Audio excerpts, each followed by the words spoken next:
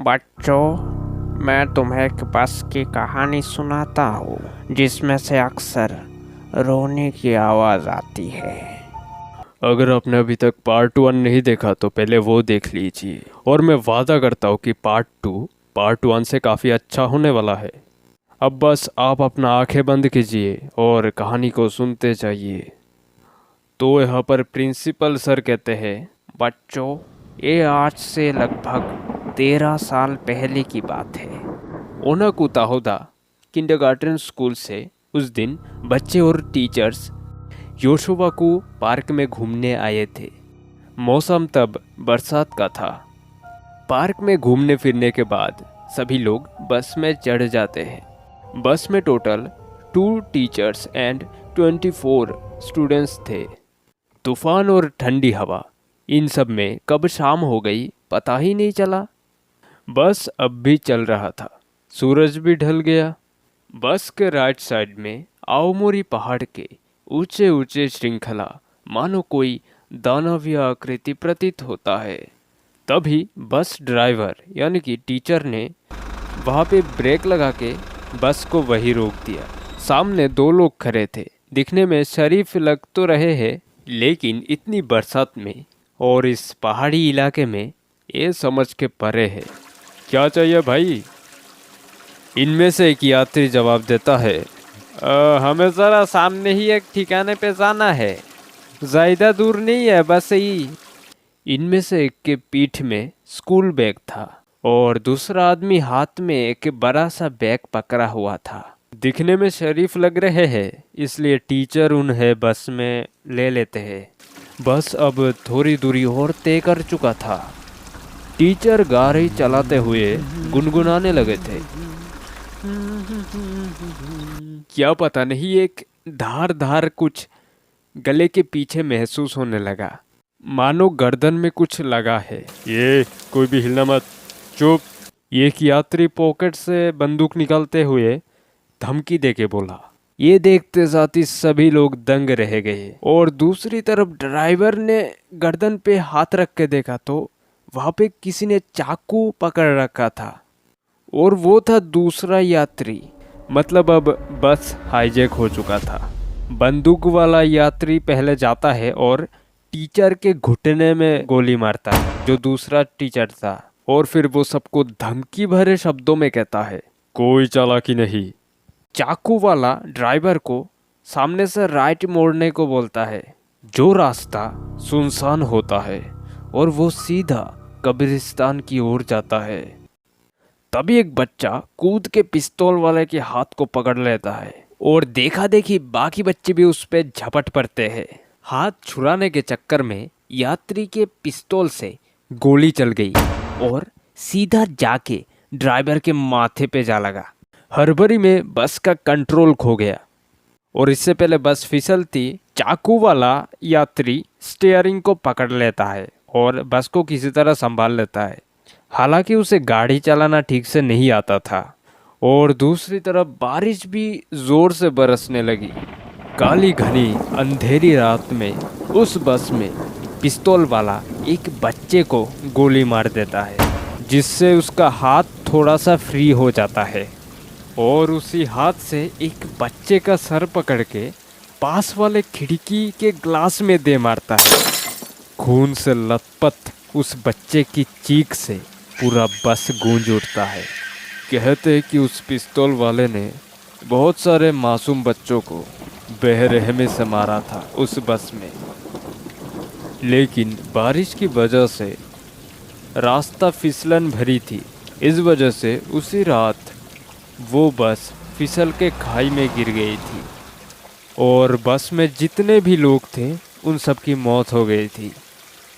लेकिन कहते हैं कि आज भी बरसातों के दिनों में रात को इसी सड़क से वो बस गुजरती है, और उससे बच्चों की रोने और चीखने चिल्लाने की आवाज़ आती है, मानो उनकी आत्मा आज भी दर्द से तड़प रही है। और बच्चों, यहीं पे कहानी खत्म होती है। कहानी खत्म होते ही प्रिंसिपल सर फिर से बस चलाने में ध्यान देते हैं, और दूसरी तरफ काजामा मानुस के शरीर से जान ही निकल गई हो। कज़ामा अपने आप को होश में लाने की कोशिश करता है और तभी बस का लाइट ऑफ हो जाता है और उसी वक्त हमें कहीं से पता नहीं चिल्लाने की और चीखने की आवाज़ सुनाई देने लगती है। धम धम करके 2-3 आवाज़ बस के पीछे से भी आ रही थी। ध्यान से देखने पे कोई परछाई बस के पीछे वाली ग्लास में वार कर रहा था, मानो वो कांच तोड़ के अंदर आना चाहता हो। उसे देख के हम पसीना पसीना हो गए थे। हम पसीने से भीग चुके थे। हमारी हालत कितनी बदतर थी हम ही जानते हैं। हम डरते हुए सीटों के एक कोने में छुपने की कोशिश कर रहे थे। धम से एक आवाज़ हुआ और बस का पीछे वाला कांच टूट गया और वो परछाई धीरे धीरे रेंगते हुए बस के अंदर दाखिल हो गई, मानो वो हमें ही घूर रहा था। अंधेरे में, बारिश में, बिजली की चमक में उस परछाई के आंखें सफ़ेद चमक रही थी। पता नहीं कैसे और किस तरह, लेकिन शिनचैन ने उसके ऊपर टॉर्च मार दिया। मेरा धड़कन रुक सा गया था, लेकिन जो हमने सामने देखा था वो यकीन करने लायक था ही नहीं, क्योंकि हमारे सामने खड़े थे प्रिंसिपल सर, गीले बदन में, कीचड़ में लिपटे हुए। वो हमारे सामने खड़े थे। हमने एक बार के लिए पीछे मुड़ के देखा तो ड्राइवर सीट में कोई भी नहीं था और तभी बस का बैलेंस बिगड़ने लगा। तभी प्रिंसिपल सर दौड़ते हुए स्टीयरिंग की तरफ गए और उसे जल्दी से संभाल लिए और किसी तरह बस को घुमाते हुए सड़क के बीच में लाके खड़े कर दिए। कज़ामा डरते हुए प्रिंसिपल सर के आंखों में देखने की कोशिश करता है और वो और कोई नहीं बल्कि प्रिंसिपल सर ही थे। इस हादसे के 2 दिन तक हम घर में ही थे। तीसरे दिन हम सब स्कूल जाने के बाद प्रिंसिपल सर हमें उनके साथ उस रात किया हुआ था वो सब बताते हैं। वो हमें बताए थे कि जब वो बस से उतर के उस पुराने वाले बस की तरफ जाते हैं तब वो बाहर से जितना देख पाते हैं उससे ऐसा लगता है कि बस में कोई भी नहीं है। वो फिर बस में चढ़ जाते हैं, लेकिन फिर भी बस में कोई भी नहीं था, यहाँ तक कि ड्राइवर सीट में भी कोई भी नहीं था। सर फिर बस के पीछे वाली सीट को चेक करने जाते हैं, तब लाइट ऑफ हो जाती है और कोई उन्हें पीछे से जकड़ लेता है। सर उससे छूटने की कोशिश करता है, लेकिन वो शक्ति बहुत ही पावरफुल थी, इतनी शक्ति कि कोई इंसान का तो हो ही नहीं सकता। थोड़ी देर तक उसके साथ प्रयास करने के बाद वो उससे छूट ही जाता है और वो भागते हुए गेट की तरफ जाते हैं। जब वो गेट के सामने पहुंचते हैं तब पता नहीं कौन उन्हें पीछे से धक्का दे देता है और वो बस से नीचे गिर जाते हैं और गिरते साथ ही वो थोड़ी देर के लिए बेहोश हो जाते हैं। कॉन्शियस होने के बाद वो उठ खड़े होते हैं। तब कोई भी बस नहीं दिख रहा था, लेकिन राइट साइड में बस की आवाज़ ज़रूर आ रही थी। प्रिंसिपल सर भागते हुए सामने की तरफ गए और वह रास्ता 2 हिस्सों में बट गया, लेकिन आवाज़ तो राइट साइड से आ रहा था। सर सोचते कि कोई किडनैपर होगा तो वो लेफ्ट से तो जाएगा नहीं, क्योंकि वहाँ से शहर का इलाका पड़ता है और राइट वाला सुनसान। तब वो राइट की ओर भागने लगे।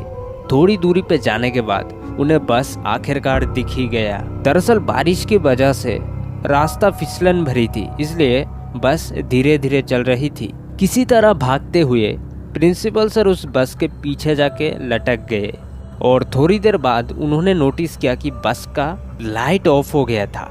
उन्हें थोड़ा सा अजीब महसूस हुआ और उन्हें ऐसा लगा कि बस के अंदर अभी कुछ गलत होने वाला है, इसलिए वो अपना जूता हाथ में पहन के पीछे वाला ग्लास तोड़ने की कोशिश करने लगे।